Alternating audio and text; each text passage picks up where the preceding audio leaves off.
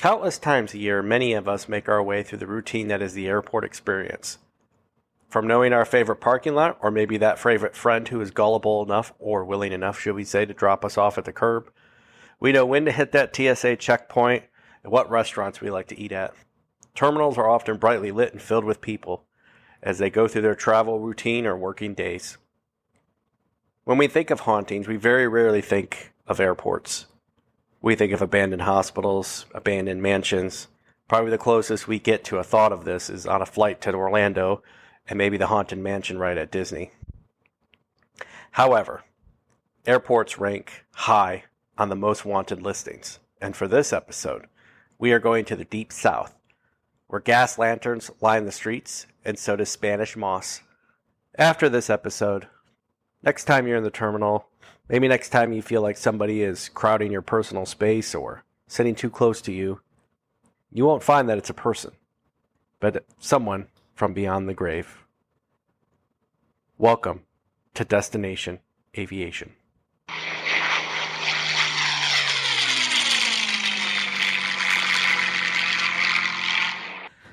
All right, everybody. Well, welcome back to episode 2. I hope this means that you liked episode 1, which, as a recap, we know is a vanishing over Lake Michigan. And as I kind of talked about in the first episode, some of the things we want to do on this podcast is get into different stories, highlight airports. So this story, actually from the intro, is Savannah International Airport, which sits in Savannah, which is one of the most haunted towns in North America. If you've been there, a lot of history. If you haven't been, great place to visit. Savannah is the second largest airport in Georgia, behind probably what most have already guessed being Atlanta Airport. But it has a long history. So we'll probably get a little bit of that, and then a little bit into the ghostly stories and how they came to be for the Savannah International Airport. For those aviation enthusiasts out there, you know it's the home of the Gulfstream corporate headquarters, which I believe they were just flight testing the Gulfstream 800, which I'm sure everybody is about to run out and purchase one. I know I'm thinking of training in my Cessna 172, which feels like an upgrade. I trained on a Remos, which is an interesting aircraft. It's kind of like a bush plane, only can't land in the bush, but I think the claim to fame is you could take the wings and tail off basically from the empennage within 4 hours. So it can break down like a bush plane, but definitely cannot land in the bush. So probably why you don't see or hear about the Remos that much. But enough of me at the moment. Let's get into the story of the Savannah International Airport hauntings. So I recently started working with ForeFlight when I fly. It is an amazing tool.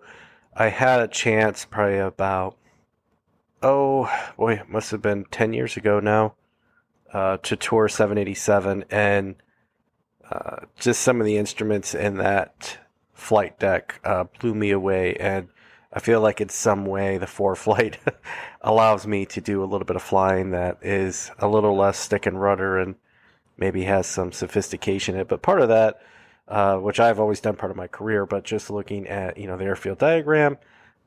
So at Savannah International Airport, we are Class Charlie airspace. We have a 9,300 foot runway that's on 1028. So that is 100 degrees and 280 degrees for people that aren't as familiar with runway designations. It's basically just a heading on a compass, so 0 to 360 degrees. And then the other runway is 1 and 19. So once again, on the Cardinals, and that's 7,000 roughly feet. So a couple really good runways, good airspace, everything you would expect from a small hub airport. Kind of has all the services that any pilot could need. The early history of the Savannah Hilton Head International Airport. Savannah Hilton Head International Airport, right, trying to mix in where the area actually is, kind of like when you see Orlando Sanford, or you see Orlando Melbourne, or Melbourne Orlando. Everybody just tries to kind of push in like, hey, fly here and you can get there. So we got the Savannah Hilton Head International Airport, which dates back to the 1920s. initially known as Savannah Municipal Airport. No surprise there. Most airports had a name around that in the 1920s, 30s, 40s, 50s. Or as you see in still Los Angeles, LAWA, the Los Angeles World Airports. Airports love to toss around different terms. This day and age, international seems to be what airports like to stick with, at least for now. With eVTOLs coming on the scene, who knows? Maybe it will be electric, vertical lift, takeoff, international, all-encompassing airports. During World War II, the U.S. Army Air Corps took over the airport and expanded it significantly. It was used as a military airfield for training and support missions. And this gets a little bit into where we start later on talking about how the hauntings of the airport came about. In the post-war era, the airport returned to civilian control, not unknown in this industry, right? It's, I think, what they refer to as AP4 agreements. Basically, the federal government came in, invested a bunch of money during wartime, and then handed those assets back off to local control.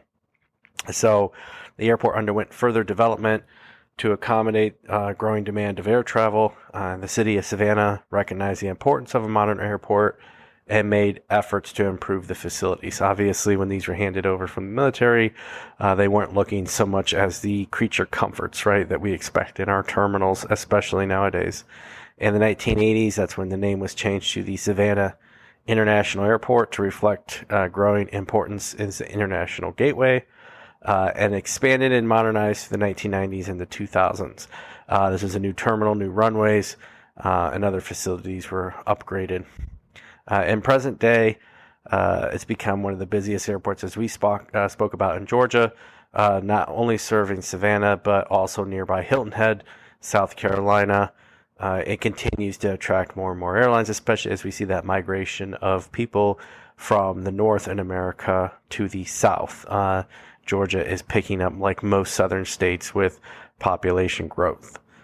So how did the airport become haunted? It's said that if you're coming in to land just after sundown, two figures will appear just along the north side of the runway. What forms the basis of a ghost story, however, is an actual historical event, which ended in two gravestones being embedded in the runway of the airport. Yes, you heard that correctly. When you land at the Savannah Hilton Head International Airport, your aircraft is actually going over two graves that are buried within the runway. And they have flush-mounted gravestones. This started in World War II. The military airport, as we spoke about earlier, was originally owned and farmed by the Dotson family. The area where the graves are used to be the family cemetery, and it included more than 100 graves of family members. Not unheard of back in the day, right? Catherine and Richard Dotson were buried in their respective graves in 1877 and 1884.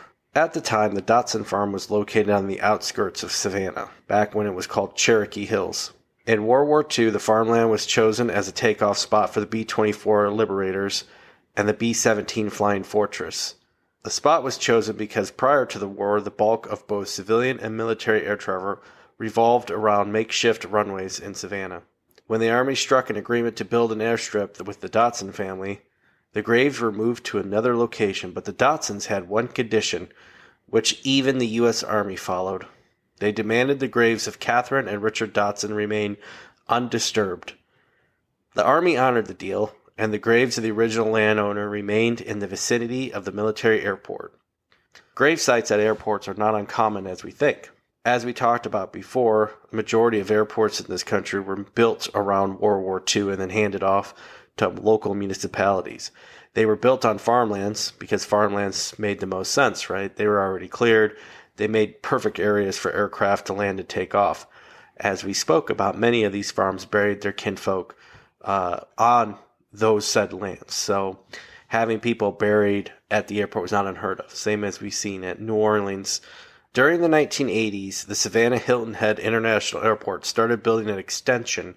Dotson's descendants were contacted, and once again, the family had refused to locate the remains of their ancestors. So during the military days, they were adjacent to the runway. They built the runway and the tombstones remained adjacent to it. When they expanded the airport, they were actually taking the runway over the gravesites. Since it was impossible to remove the remains without the consent of the next of kin, the people at the Savannah Hilton Head International Airport paved over the graves in order to build the runway.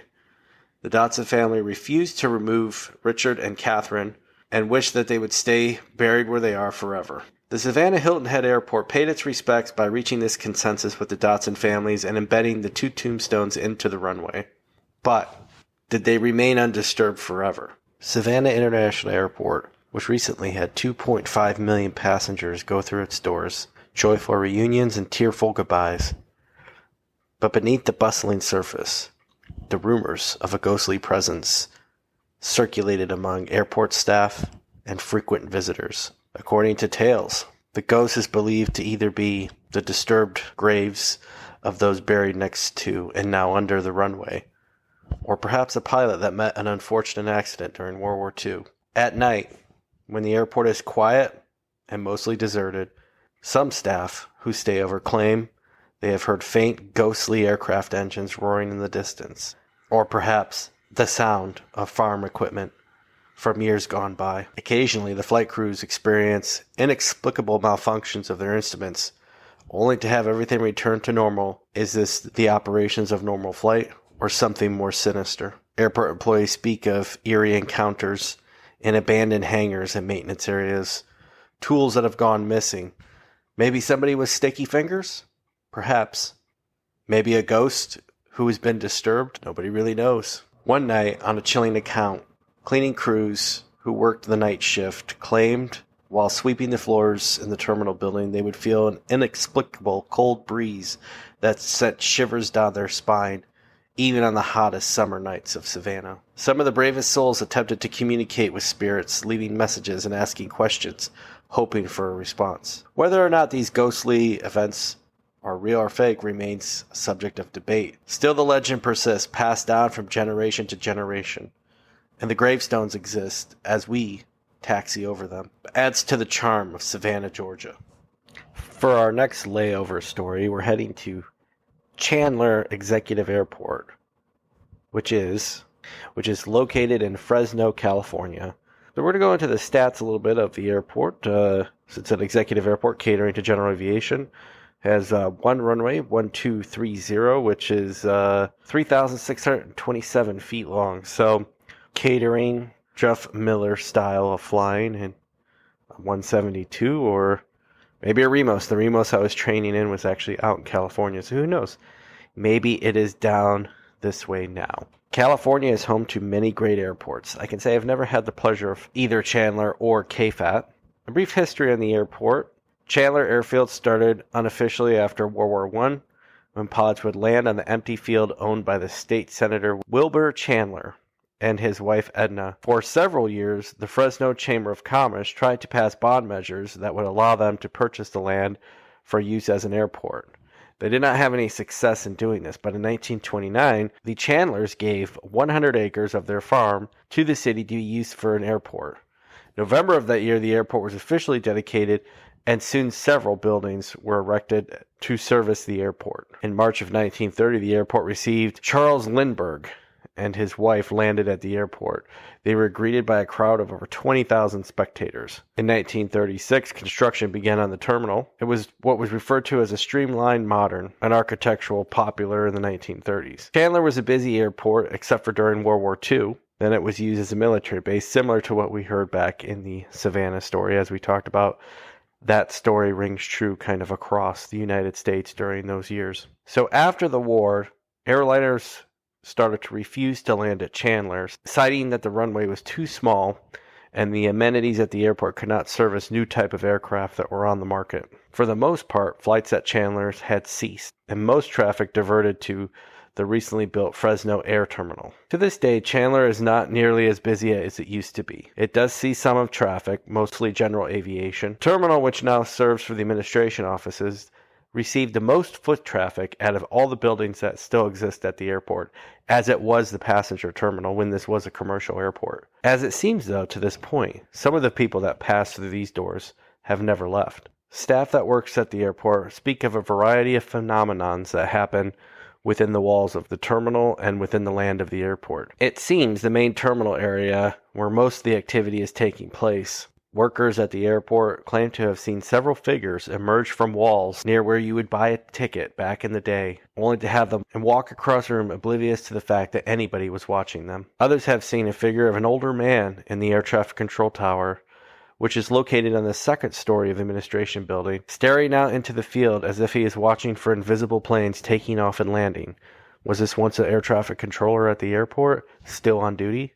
Others have reported seeing this apparition outside the building, also seeing figures moving inside and upon entering the terminal building that is found to be completely empty. However, the airport terminal is not the only area that shows activity. The restaurant that is adjacent to the terminal area is still very active in its own right. Staff in there have heard voices late at night while they're closing, yet no one else is in the building. Even more interesting, kitchen staff members that are cleaning up in the middle of the night hear rattling noises throughout the building. They look to the direction to where the noise was coming from and saw a plate wobbling across the countertop as it fell over the edge and onto the floor. This was late at night. There was no aircraft or vehicles in the vicinity to cause this disturbance. As with any haunting, it's always hard to say what's causing activity. But given the age and the countless number of people who pass through the doors, isn't it just possible that after death someone decided to stay on the watch? If you find yourself flying or driving through Chandler, maybe stop by and pay the Hangar Cafe a visit. Even if you're on your own, well, maybe you'll have some company on this trip. They probably won't pick up the tab, though. So we found ourselves in two warmer destinations, Savannah, Georgia, and Fresno, California. While one has a little more humidity and the other, well, let's just say it's not the beach of California, but they're both still warm. So maybe it's time to head to a colder destination. Way cold. How about Duluth, Minnesota? Home to Cirrus Aircraft Manufacturing, right? Which always seems like an odd choice that someone would decide to manufacture in Duluth, Minnesota, next to Lake Superior. I'm sure that they have a sweetheart deal from the airport, so that probably helps you set up shop wherever you like. But for this story, we're going to get into a murder that happened next to the airport. And maybe that person's still lingering on. Maybe that person is still causing chaos. Or perhaps they're just trying to catch a flight. Or maybe avenge their death. Duluth, Minnesota Airport. Class Delta Airspace. Runway 927, 321. 321 is 5,719 feet and 10,591 feet for runway 927. Plenty of distance to take off and land those Cirrus aircraft. But as we have kicked this off now, let's go back to the original reason why we're talking about Duluth, Minnesota. And this is a story of an employee in the small city of Duluth, nestled on the shores of Lake Superior. Duluth International Airport served its community for decades. Most days, it was a bustling place, with travelers coming and going. But there was one story that circulated among airport workers that sent chills down their spines. The tale revolved around a tragic incident that occurred several years before. It was a cold winter night, and the airport usually was quiet. The employee, dedicated and friendly airport worker, was finishing up her late shift. She was the last one in the terminal that night, preparing for early morning flights. As she walked through the dimly lit hallways, she suddenly heard faint cries for help coming from outside. Curious and concerned, she rushed towards the source of the sound. As she got closer to the airport's perimeter, she saw a shadowy figure staggering towards her, desperately seeking assistance. It was a woman, disheveled and bloody, with a deep, haunting look in her eyes. Sarah immediately called for emergency services and tried to comfort the injured woman until help arrived. The woman managed to whisper a few words before she succumbed to her injuries. Her last words were, "He stabbed me near the woods." When authority arrived promptly, an investigation began. Airport workers were deeply affected by the tragic incident. In particular, the employee that stood nearby was haunted by the woman's final moments. In the weeks that followed, strange things started happening around the airport. Lights flickered inexplicably. Doors creaked open and shut on their own. And an eerie whisper could be heard in the silence of the night. Some claimed to have seen a faint figure wandering the terminal corridors, resembling the woman who had lost her life that fateful night. As time went on, the legend of the haunting of the Duluth airport spread among workers. Many were too afraid to work the night shift, and those who did often found themselves on edge. There has been reports of the women wandering the halls, called into security, saying somebody needs help, but when authorities arrive, nobody's there. For most people, the airport isn't their final destination, but unfortunately in this case, that seems to be what happened. So when you find yourself in the Duluth, Minnesota airport, be sure to check your surroundings often and render any assistance that you can to people that ask for help. Because if not, you just may upset the spirit world. Okay, that was a bit cold of a tale there. Maybe it's time to head back to another warm destination.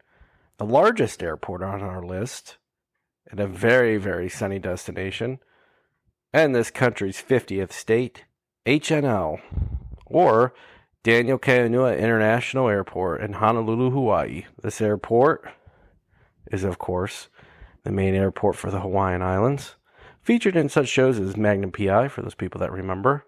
That was an amazing MD-500 helicopter that TC rode around in Magnum. Paint job, okay, could lose a little bit of help on it, right? Brown, yellow, orange. Of course, now that I think about it, it's kind of the old livery of Southwest, so maybe that was just something that attracted people back in the day, or now. You can actually take a ride in that helicopter if you stay on the North Shore at the Turtle Bay Creek, I think it's Turtle Bay Creek Resorts. I stayed there once before they had the helicopter. It may just be Turtle Bay. You can look it up. North Shore, head up that way. Nice hotel. Go for a helicopter ride. But back to the airport. So we have 8 left at 26 right at 12,312 feet. 8 right at 26 left at 12,000 feet. 4 right and 22 left at 9,002 feet. 4 left at 22 right at 6,955 feet. And interesting enough, we have 8W, 26W, 4W, and 22W. For those of you wondering what the W stands for, the surface is water. Interesting fact about all airports in Hawaii, kind of like Alaska, they are all state-run airports. So most airports in the United States are municipality-run of some kind, so usually a local jurisdiction, county, city, or authority. In this case, as the case with Alaska, the state actually runs all the airport systems. So if you work for an airport in Hawaii, you actually work for the state of Hawaii. But let's get into our ghostly tale of the Honolulu International Airport. Honolulu International Airport is in the heart of paradise. Legend has it that the Honolulu Airport is haunted by a woman in a white dress. They call her the Lady in Waiting because people at the airport have reported seeing her peering out onto the runway, waiting. She often appears in restricted areas and is described as a female with blonde hair and a white dress. Her story tells us she had fallen for a man who promised to marry her but never returned. She was so distraught that she killed herself. Now she haunts the airport, waiting for his arrival. While she is often seen waiting, other things have happened that have been attributed to her or other ghosts. There have been reports of unraveling of toilet paper, toilet seats slamming, a figure riding in the airport shuttle after midnight, and a ghost that sits on people's chests as if to choke them. If you dare explore the haunted airport, make sure you pack nerves of steel along with your Hawaiian t-shirt. It's an interesting way to haunt. I would think slamming of toilet seats. I could say at O'Hare, the men's bathroom is very haunted. The legend of the Lady in Waiting haunting Honolulu International Airport is an intriguing and spooky tale. Such ghost stories as this or the other one we've talked about today add an extra layer of mystique in an already fascinating place. It is worth noting that ghost stories, of course, are legends, often mixed with local folklore, historical events, and of course human imagination. The Lady in Waiting tale is a classic ghost story motif of a woman abandoned by her lover, leading to her tragic demise and subsequent haunting. Such legends are common in many cultures and have been passed down through generations. As for the reported paranormal activities at the airport, like unraveling toilet paper, slamming toilet seats, and other ghostly encounters, these experiences are part of a broader spectrum of supernatural claims often associated with haunted locations. People may attribute unusual occurrences to the presence of spirits or ghosts. spread through word of mouth, perpetrating the legend even further. However, it's essential to approach these tales with a healthy dose of skepticism. While they do add excitement to our plane travels and mysteries to a place, there is no scientific evidence to support the existence of ghosts or paranormal phenomenons. Many factors can be contributed to seemingly unexplained events such as natural noises, psychological effects, environmental factors, and more. If you find yourself exploring the Honolulu International Airport, the Savannah International Airport, Duluth Airport, or our friends out in Fresno, keep in mind the rich culture and history of the locations. It can be a captivating past with plenty of natural wonders that are worth discovering during any visit. And I think that's really what this tale is, right? We look at the airports that we travel through. We look at the industry we're in. There's a lot of interest around these stories. I find them interesting. Always with a dose of skepticism, as we spoke about. But I hope you enjoyed this episode today. Like I said, we're going to try to get one of these out every week. Try to focus on different things. Maybe something like this that's a little more, let's say, fiction-based. And then go back to, stories of aircraft incidents, accidents. Who knows, kind of the whole spectrum of it. If you're finding yourself in Oshkosh this week, I hope that you are having a great time. Wish I could have made it up this year, but just was not in the cards for me. So until next time, we will see you down the runway.